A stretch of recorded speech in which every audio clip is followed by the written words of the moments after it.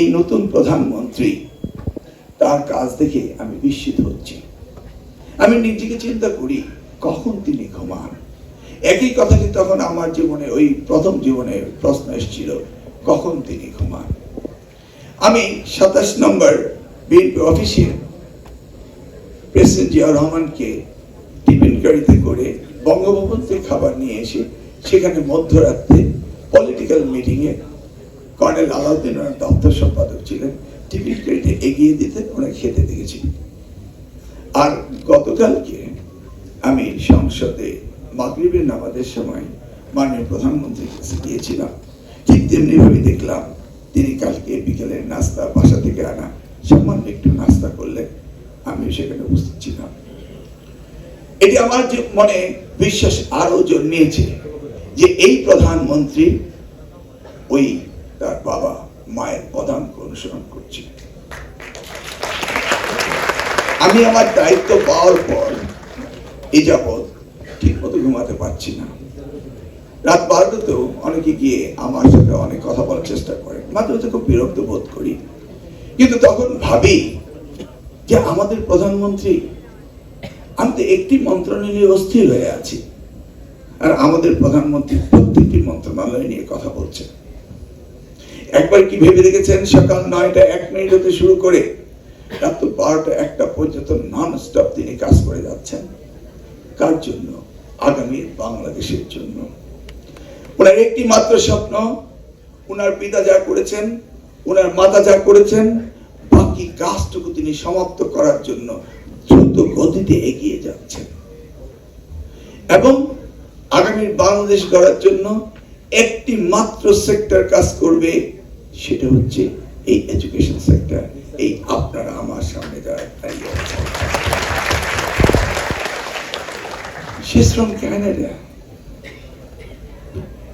a developed nation, তাই না? তারপরও they understand, they try to help us. তিনি বলেছেন যে ডেভেলপমেন্ট এডুকেশনে একা করতে পারে না, এডুকেশন সেক্টরে সকলকে মিলিয়ে ডেভেলপমেন্ট করতে হয়। That's what she is telling us. She is telling us that education is an international commodity, it's a global commodity, it's not a domestic commodity that we only address in our own way. She addressed even the curricula and syllabus of our country. How do we gonna do with our curricula? You see? সেই জন্যই আমাদের দেশের শিক্ষা ব্যবস্থাকে মানসম্মত করার জন্য কি পরিমাণ পরিশ্রম করতে হবে একবার কি ভেবে দেখেছেন? যদি আমরা লেট স্টার্ট করি, আমাদের লেট এন্ডিং হবে। আমাদের ডেমোগ্রাফিক ডিভিডেন্ড পে করার সময় 2007 to 2041, now it's 2026. Have you ever thought about it? যে আমরা এই জাতির ডেমোগ্রাফিক ডিভিডেন্ড যদি সঠিকভাবে এই সময় নির্ধারণ না করতে পারি এবং তার ফলাফল কোন দিকে যেতে পারে? You see, Japan, তারা তাদের ডেমোগ্রাফিক ডিভিডেন্ড সময় মতো পে করেছিল বলেই তো they're enjoying now, নাকি? আর আমরা কি সেই পথে এগোচ্ছি? নিশ্চয়ই না। আপনি দেখুন, including Canada and all other developed nations, more than 30 nations, more people are dying, less people are taking birth. But we are reverse, exception, that more people are taking birth in Bangladesh, less people are dying. Our population is booming. Are we planning to use this population? Have we ever thought about it? Did any program we had given to anybody yet taking or keeping that in our mind? You see, SSC পরীক্ষা আপনারা 1 হতে 10 class কত বছর লাগে? 10 years. At the age of 6 you got admitted in the class 1. You should be out finishing your SSC at the age of 16. Am I right? Which year? আমাদের ছেলে মেয়ে বোধহয় বাচ্চারাও আছে বোধহয় এখানে, বা আমি দেখছি আছে। ওরা কোন বয়সে তোমরা বেরো এসএসসি পাস করে? Can you tell me? কত? 17। এই অঙ্কে কাঁচা হলে চলবে না।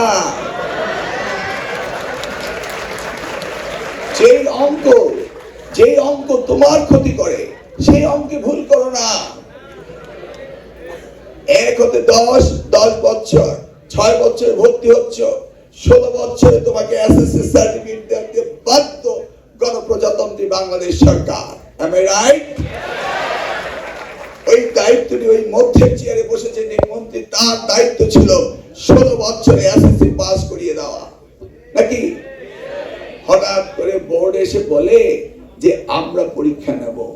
তোমরা কি এসএসসি পানির বটল দাও না? তোমরা কি ক্লাস 10-এ পরীক্ষা দিয়ে পাস করনি? কোর্স শেষ করনি? স্কুলে পরীক্ষা দিয়েছিলে? কিন্তু দেখা গেল কি, ট্রাই টু আন্ডারস্ট্যান্ড, বোর্ড এসে কি বলে যে তোমাদের পরীক্ষা আমরা নেব, নাকি? সেই জন্য আচ্ছা দাঁড়াও, আমরা কখন পরীক্ষা নিতে পারি? এপ্রিল 21। গত গভর্নমেন্ট, এর আগের গভর্নমেন্ট এগুলো ফিক্স করে দিয়ে যায়নি? আমি কিন্তু ফিক্স করিনি।